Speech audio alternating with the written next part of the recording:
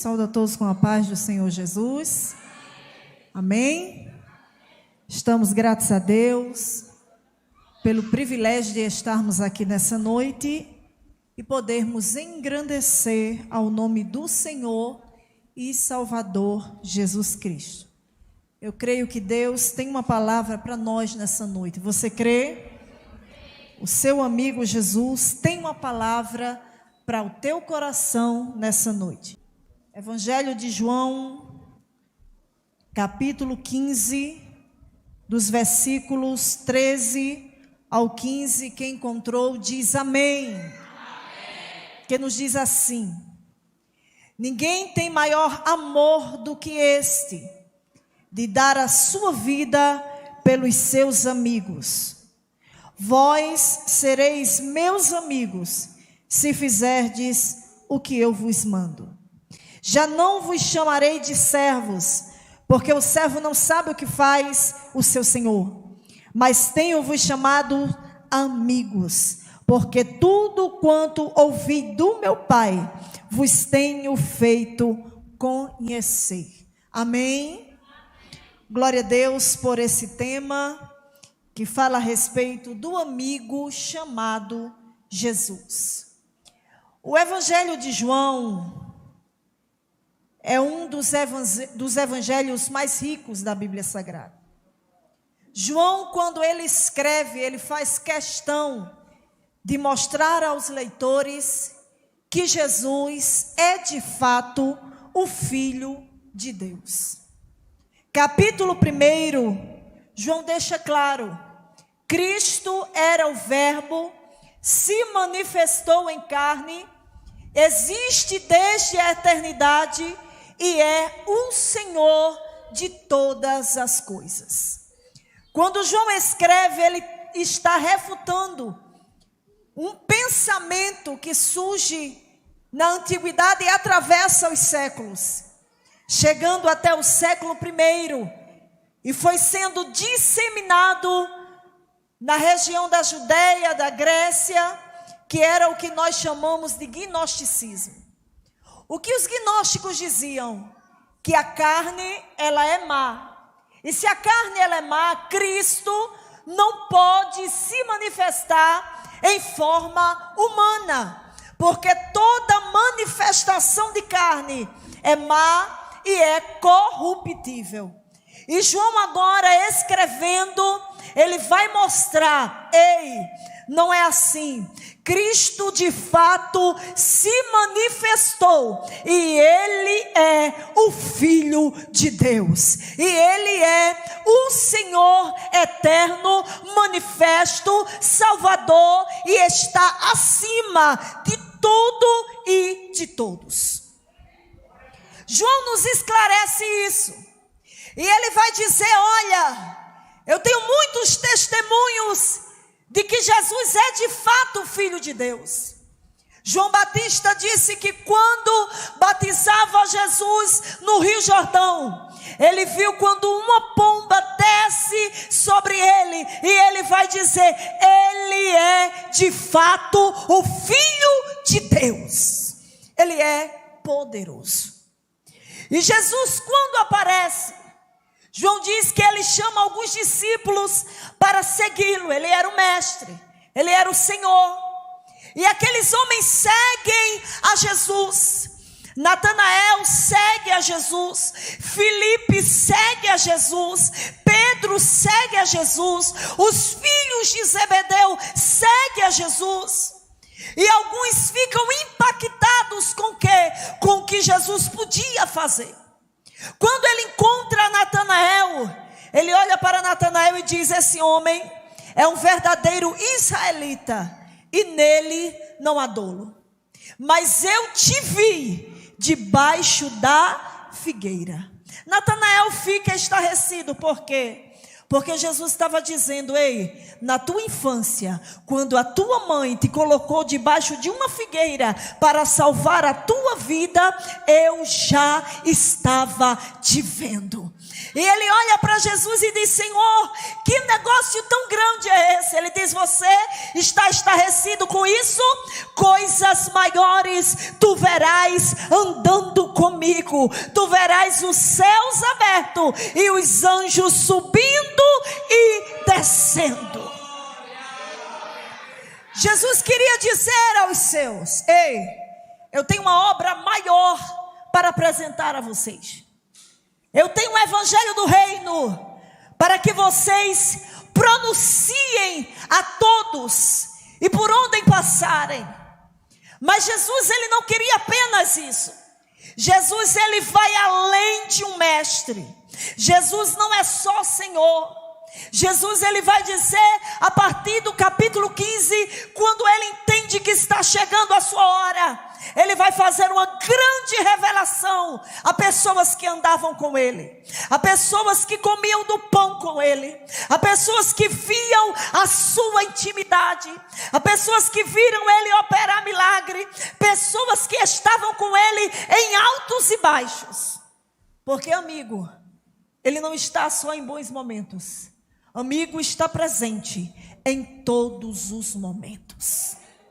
E Jesus faz uma grande revelação: ei, eu já não vos chamo de servos, vós sois os meus amigos.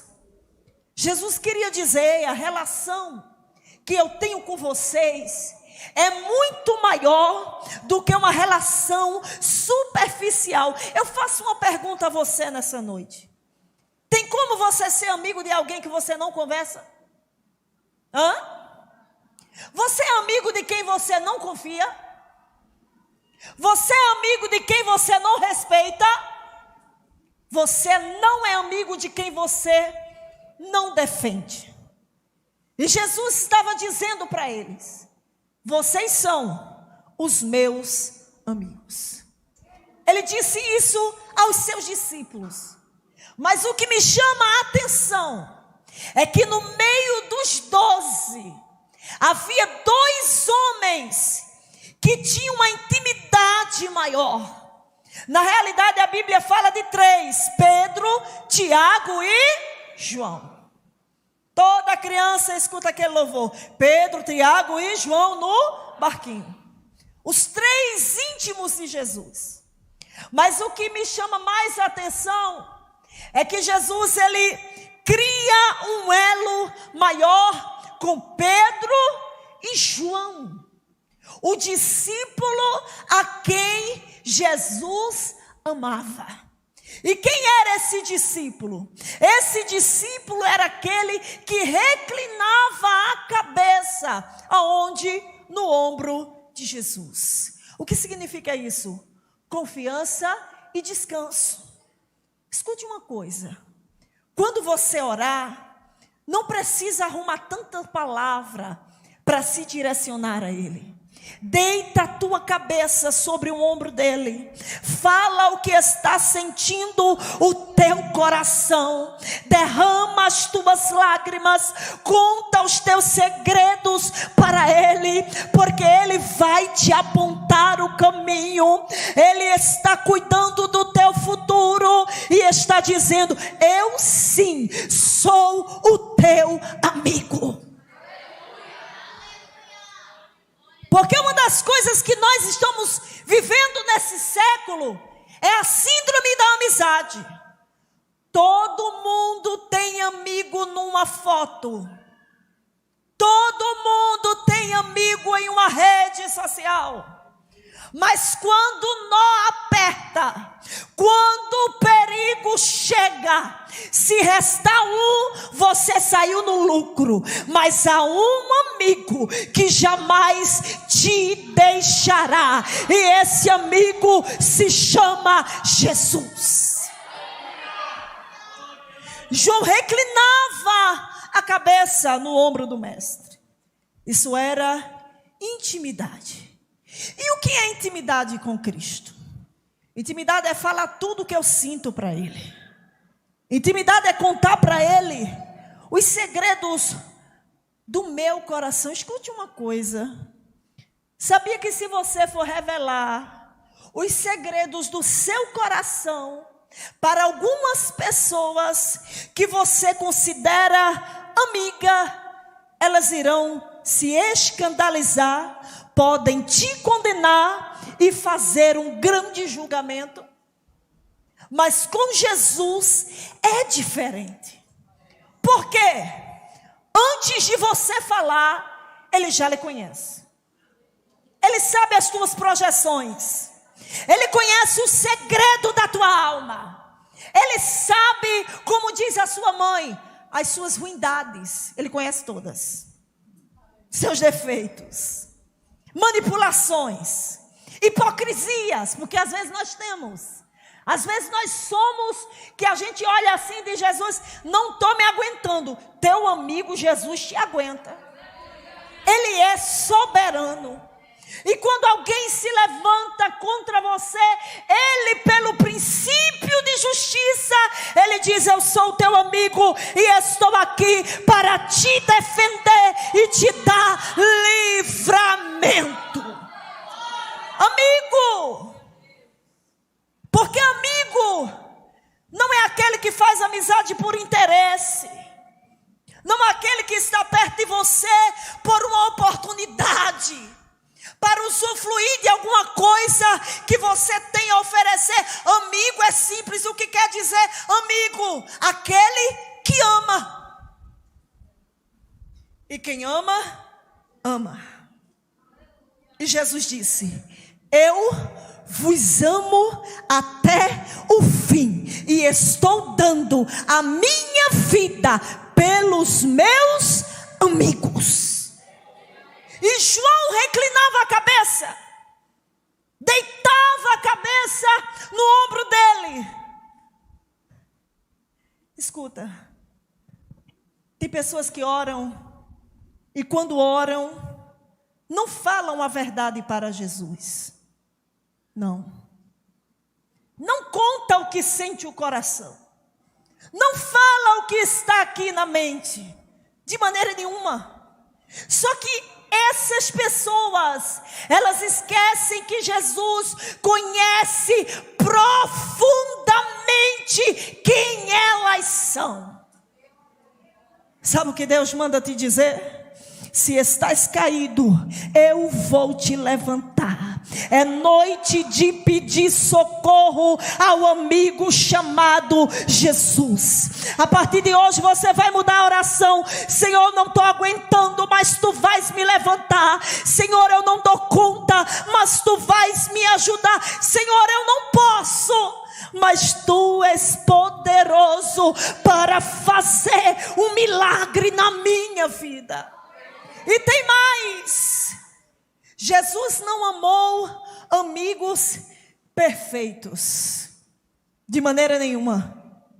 Ele amou homens falhos. Porque depois de João, nós vamos ver um homem que andava com Jesus, que acreditava em Jesus, que pregava o evangelho, que era cheio de autoridade após a descida do Espírito. Mas quando Jesus estava na terra, sabe o que ele fazia? Andava com Jesus com a espada de lado. E Jesus podia chegar para Pedro e dizer assim: tire a espada, porque se você não tirar, você não anda comigo. Não. Pedro andava com Jesus com a espada de lado.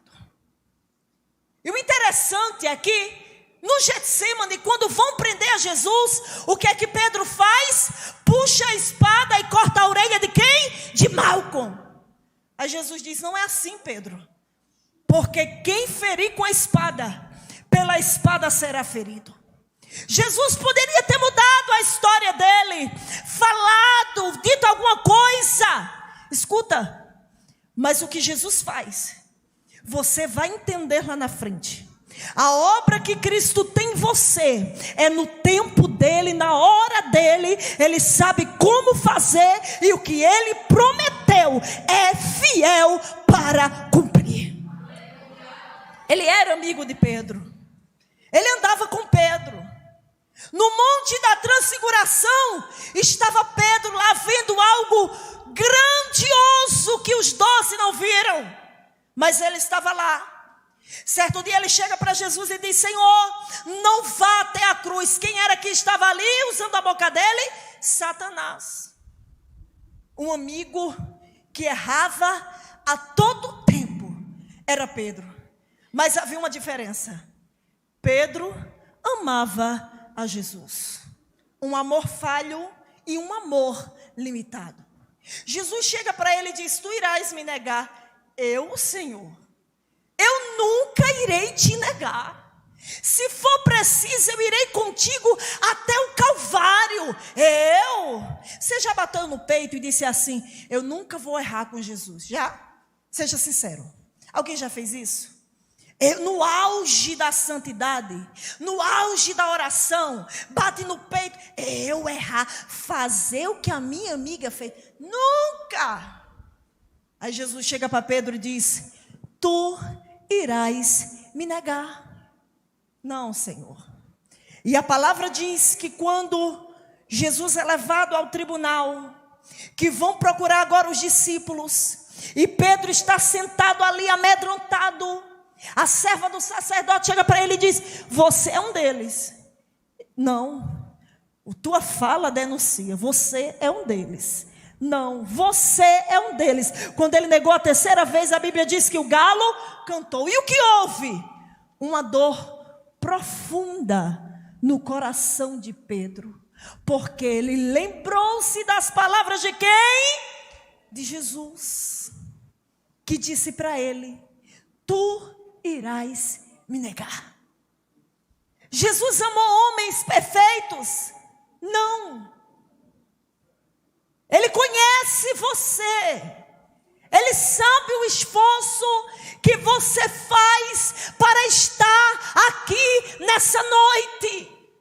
E talvez o inferno tenha dito na tua mente: tu não vais vencer esse desafio de seguir a Cristo. Mas eu tenho a palavra de Deus: você vai até o fim, porque um amigo chamado Jesus, ele te escolheu, ele te chamou, e ele diz: eu estarei contigo até os últimos dias da tua vida. Ele amou homens imperfeitos. Eu costumo dizer uma coisa: o pregador, ele pode pregar uma palavra dura, direcionada por Deus, sim. Mas tem pessoas que falam coisas que nem eles conseguem viver. Esse é o grande problema. Mas Jesus, ele conhece todos os seus amigos. E quando Jesus ressuscita, capítulo 21 de João, a Bíblia diz que ele aparece a terceira vez, e ele surge junto ao mar de Tiberíades. Pedro e João, os filhos de Zebedeu e Tomé, estavam lá. O que eles haviam fazido? A noite toda saíram para pescar. Pescaram alguma coisa? Quem lê Bíblia sabe dizer. Pescaram alguma coisa? Não, voltaram. Quando voltaram, Jesus de manhã já estava na praia. Jesus olha para eles e diz: lancem a rede do lado direito. Ninguém reconheceu que era Jesus, mas ele foi ao encontro mais uma vez dos seus discípulos. Quando ele manda lançar, a Bíblia diz que eles pegaram muitos peixes e voltam para a praia. Quando volta para a praia, Pedro fica impactado com aquilo. E Jesus se apresentando, e muitos não percebiam que era Jesus, mas João, o amigo íntimo de Jesus, que sabia quem ele era, assim como Maria Madalena reconheceu a voz do seu mestre, ele disse: Pedro, é Jesus. Você não sabe quem está aqui? Jesus. E Jesus tinha uma palavra direcionada para quem? Para Pedro. Ele já havia negado. Ele já havia para alguns decepcionado. E eu pergunto, alguém consegue decepcionar Deus, que é onisciente? Ele já havia feito o que haveria de acontecer. Mas Jesus, que não desiste do amigo, ele vai até Pedro e pergunta para ele: você me ama? Senhor, tu sabes. Pela segunda vez: Pedro, tu me amas? E o que é que ele diz a Jesus? Senhor, tu sabes. Pedro, tu me amas? Senhor, tu sabes de todas as coisas. Ele diz: então apacenta as minhas ovelhas. Ele aparece para mudar a vida de um homem que andou, que conheceu e que ele investiu pesado para que ele estivesse ali. Assim somos nós. O nosso amor é limitado para com ele, mas ele não desiste de nós. Ele não desistiu de você. Ele conhece a sua história. Ele sabe quem você é. Ele tem um projeto grande na sua vida. E eu acredito, tenho certeza que Pedro nunca mais foi o mesmo. E após a descida do Espírito, aleluia, estava quem pregando? Pedro, com poder e autoridade do Espírito de Deus. Ele vai transformar a sua vida. Ele vai mudar essa história. Ele vai trabalhar nas tuas limitações. Ele vai delinear essa personalidade. Ele vai mudar o teu caminho. Você pode não entender, mas um amigo chamado Jesus, que disse aos seus discípulos: vocês não me escolheram, mas eu escolhi a vocês. Para quê? Para dar fruto do meu reino. Ele diz: eu não desisto de você. Eu vou completar a obra na tua vida e na tua casa. Um amigo, escuta, vai ter coisas e momentos que você não vai poder compartilhar com aquela pessoa que você diz ser tanto sua amiga. Olhe bem para mim, nem tudo pode ser falado. Tem coisas que você não vai poder contar ao seu amigo, mas Cristo já sabe da tua história. Guarda o segredo. Conta a tua vida para Ele. Conta os teus projetos para Ele. Porque os projetos dEle são maiores do que os teus. Os caminhos dEle são mais altos do que os teus. Ele vai completar a obra na sua vida. Eles entendiam quem era Jesus. E eu tenho certeza que Pedro não imaginava que Jesus ia aparecer ao mar de Tiberíades. Mas ele aparece quando você menos espera. Fica de pé comigo. Sabe por quê? Olhe bem para mim.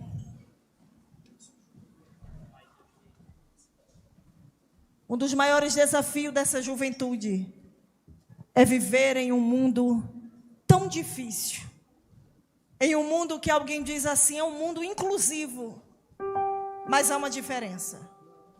Esse mundo inclusivo não pertence a quem é do céu.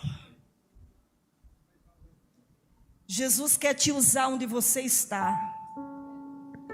Naquela sala de aula. Naquele lugar tenebroso. Onde muitos querem até te arrancar da presença de Deus. Mas o teu amigo chamado Jesus, ele tem te sustentado.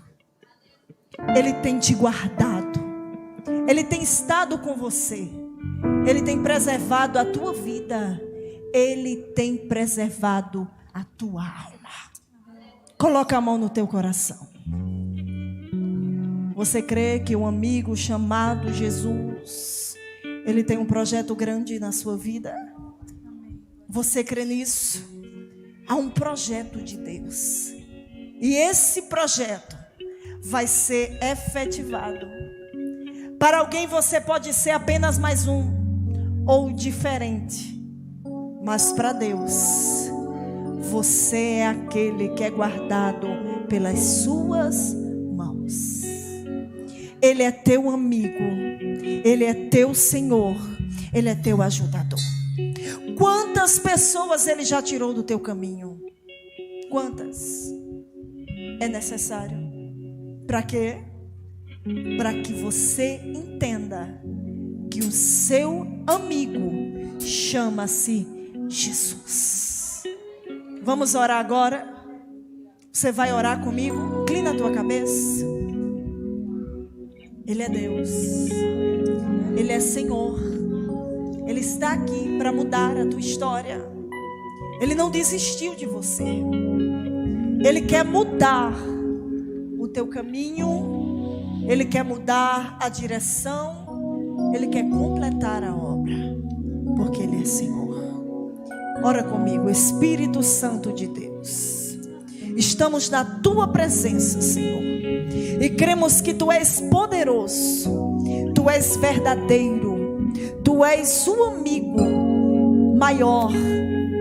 Tu és o grande amigo, o único amigo. Eu coloco diante de ti, Senhor, esses jovens, adolescentes que precisam de ti nesse mundo tenebroso.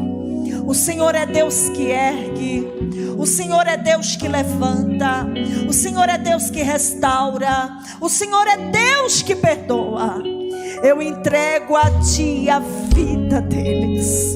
Ah, Senhor, a tua palavra diz, em João 17, que o Senhor orou dizendo: eu não quero que os tire do mundo, mas os livre do mal. Livra o teu povo da nuvem tenebrosa. Livra o teu povo deste mundo mau. E começa uma grande obra de restauração na vida do teu povo. Porque assim como Daniel entendia que Jerusalém era a sua pátria, nós estamos na tua presença e caminhamos a tua direção. Em nome de Jesus, abençoa cada vida, restaura cada vida, repreende o desânimo, a angústia, a depressão, a perturbação. Deus, trabalhe na vida dessa juventude e faz uma obra grandiosa para a glória, honra, poder e majestade do teu nome, em nome de Jesus. Amém? Você crê nessa palavra? Você toma posse dela? O teu amigo Jesus nunca desistirá de você.